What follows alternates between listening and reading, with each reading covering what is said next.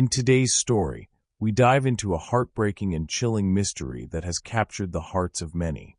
Imagine living your life with a clear purpose, only to have it tragically interrupted by someone you trusted. Michelle Lee, a bright and dedicated nursing student, was on the verge of achieving her dream when she vanished without a trace. Was it a random act, or was it a carefully orchestrated plan by someone close to her? If you want more stories like this, be sure to subscribe and turn on notifications so you never miss a case. Let's dive in. Michelle was born in San Diego, California, on October 12, 1984. From the moment she entered the world, her life was shaped by the warmth and chaos of a large, loving family. Her home was always filled with the laughter and chatter of 15 cousins, numerous aunts and uncles, and her immediate family. The bonds of her tight-knit family ran deep, and Michelle's role in it was always vital. She lived with her parents, her brother Michael, and their cousin Christine. From an early age, Michelle had a deep admiration for her mother, a compassionate nurse who dedicated her life to caring for others. Michelle always dreamed of following in her mother's footsteps, becoming a nurse, and helping people the way her mother had. But that dream took a devastating turn when Michelle's mother passed away. Her world shattered, and her grief felt overwhelming. But, in the midst of her sorrow, Michelle found a new sense of purpose. The dream she once shared with her mother became her own, driving her forward each day. Her desire to become a nurse was no longer just about honoring her mother's legacy. It was a tribute to the love and care her mother had given her family and the world. Michelle vowed to carry that spirit of compassion into her work, ensuring that her mother's memory lived on through the lives she would touch. Michael, Michelle's brother, often reflected on how Michelle stepped up after their mother's death. She became the anchor of their family, the one everyone turned to for support. Whether it was comforting her cousins, helping her siblings with their studies, or teaching them life skills like cooking and driving, Michelle was always there. She was a beacon of love and resilience, showing her family what it meant to persevere in the face of adversity. Michelle was a leader in every sense of the word, and she carried herself with grace, never hesitating to help those around her. Michelle's journey toward becoming a nurse wasn't without its challenges. She faced years of waiting and setbacks before she was accepted into a nursing program. But she never gave up. Her determination saw her through the long years of study and practice, and by 2011, she was only months away from achieving her dream. She had been accepted into an accelerated one-year nursing course, and by May 2011, she was nearing the finish line. Just 6 months shy of graduation, Michelle had already earned flawless grades, and her cheerful demeanor and strong work ethic made her a favorite among both students and instructors alike. May 27, 2011, was supposed to be just another day for Michelle, her final day of clinical rotation at Kaiser Permanente's maternity ward in Hayward, California. She had worked tirelessly throughout her training, always going above and beyond what was expected of her. Her colleagues and patients adored her for her positive attitude and willingness to take on extra tasks. Michelle was the epitome of what it meant to be a nurse, and everyone around her knew she was destined for greatness.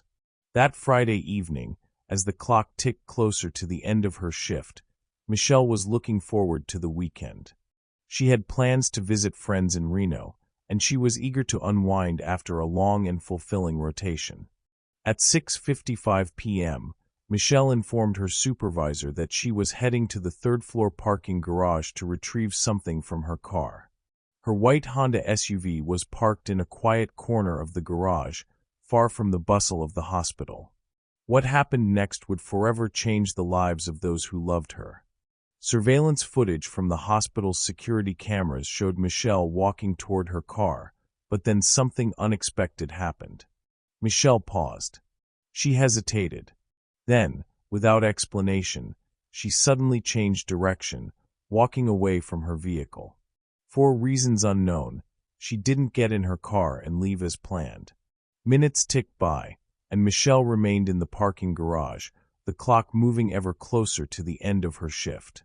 Around 17 minutes later, Michelle's SUV finally left the parking lot, but it wasn't the last anyone would see of her that night. By 9 p.m., the staff at the hospital gathered the students to wrap up the day. But Michelle was nowhere to be found. Her coat was left in the break room, and her phone went unanswered. She hadn't signed out for the evening. Concern began to mount, and Michelle's instructor, worried about her student, teamed up with hospital security to check the parking garage. The garage was eerily quiet and empty. No sign of Michelle. But then, as if the situation couldn't get stranger, Michelle's SUV returned to the hospital. It pulled into the third-floor parking garage, but instead of stopping, it turned around and sped away. The instructor tried to call out, urging the driver to stop, but it was too late. The car sped off into the night. The instructor knew immediately that something was wrong. The behavior wasn't like Michelle's. It didn't make sense. She called the police, and the search for Michelle began in earnest. By the next morning, Michelle had been missing for more than 10 hours. Her family, friends, and co-workers flooded the police station, their concern growing with every passing hour. They were certain something was terribly wrong. The police started their investigation in the hospital parking lot, and what they discovered sent chills down their spines. Bloodstains were found where Michelle's car had been parked, further confirming their worst fears.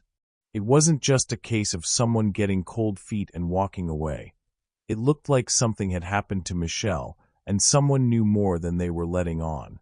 At 9 a.m. on May 28th, investigators discovered Michelle's SUV parked near an apartment complex, not far from the hospital. The vehicle was locked, and inside, police found Michelle's bag, her laptop, and her ID. But there was also an ID that didn't belong to Michelle. It belonged to someone else, someone who had stolen it just days before Michelle vanished. The discovery was alarming. This was no random act. It seemed like someone had deliberately planned this, someone who knew Michelle's routine and had used the stolen ID to get close to her. The police continued to search for clues, and what they uncovered next was even more chilling. About 30 minutes after Michelle had left for her car, a woman called the hospital's emergency room, claiming to be Michelle. She asked to speak with Michelle's instructor, but when informed that she had reached the wrong department, the caller asked for a message to be passed along. She said that Michelle's children's father had suffered a heart attack. It was a strange, unsettling request, and the police began to wonder if this was a clue. Had Michelle been lured away by someone pretending to be her? At the same time, Michelle's family began receiving strange messages from her phone. Her brother Michael got a text that said, "I'm okay," followed by another that read, "I'm not missing." The messages suggested that something was wrong with Michelle's phone, that it had been erased, and the battery had died. It was strange and inconsistent, and it didn't add up. Friends of Michelle received texts too, but each one told a different story. One claimed that Michelle had a flat tire. Another said she had gone back to Reno to take a break. The messages were disjointed, confusing, and contradictory. It was clear that Michelle wasn't the one sending them. Someone else had taken control of her phone and was trying to cover their tracks. The search for Michelle grew more urgent.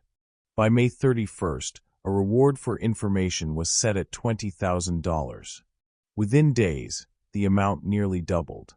Volunteers, private investigators, and police worked tirelessly to find Michelle.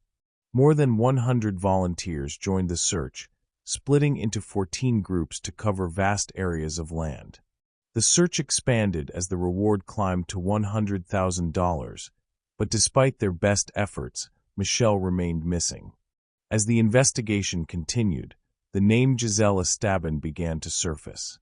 Giselle was an old friend of Michelle's, someone she had once been very close to.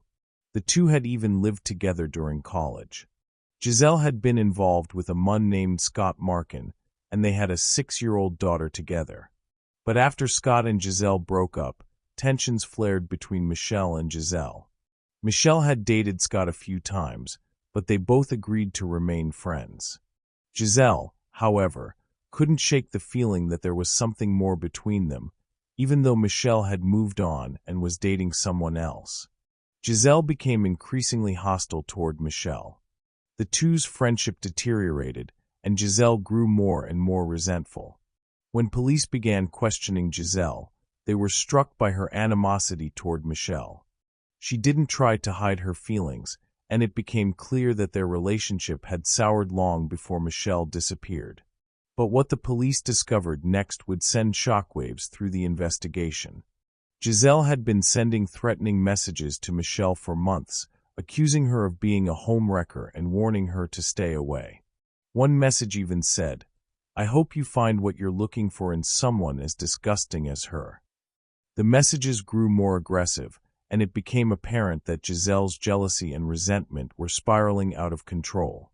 Scott, Giselle's ex-boyfriend, had been deeply concerned about their daughter's well-being and had been trying to reconcile with Giselle. But despite his efforts, their relationship remained tumultuous. Giselle had undergone psychiatric evaluation and had been diagnosed with bipolar disorder and manic depression. Her erratic behavior had become a source of worry for those around her. Eventually, Scott was granted full custody of their daughter, but Giselle didn't take kindly to the decision. The situation worsened, and a restraining order was issued against Giselle just days before Michelle disappeared. Investigators were shocked by the growing evidence. Giselle's name kept coming up in connection with Michelle's disappearance. She had used a stolen ID badge to gain access to restricted areas of the hospital where Michelle worked, and cell tower data placed her in the same areas as Michelle around the time she disappeared. Surveillance footage showed Giselle using Michelle's phone to send deceptive messages to her friends, pretending to be Michelle herself. The case was becoming clearer, and soon, Giselle became the primary suspect.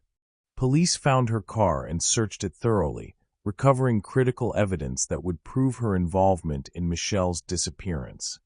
DNA from both Giselle and Michelle was found in key locations, and it became increasingly clear that Giselle had orchestrated the crime.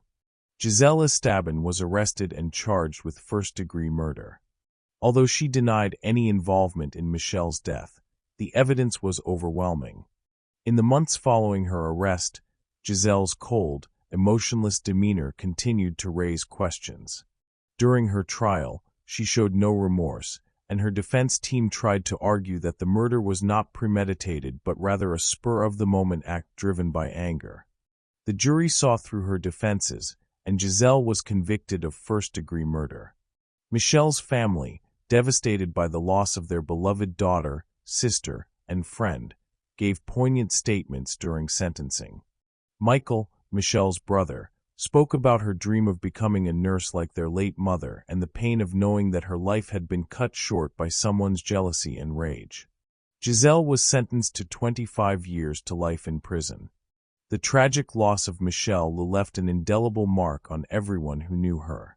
Her family turned their grief into action, becoming advocates for missing persons and working to raise awareness for other victims. Despite the pain, they found solace in knowing that Michelle was finally at peace and that her legacy of compassion and care would continue to inspire those who knew her. If you're still here, thank you for watching. Stories like this deserve to be heard. Please subscribe, share, comment, and continue to support this channel. See you in the next video.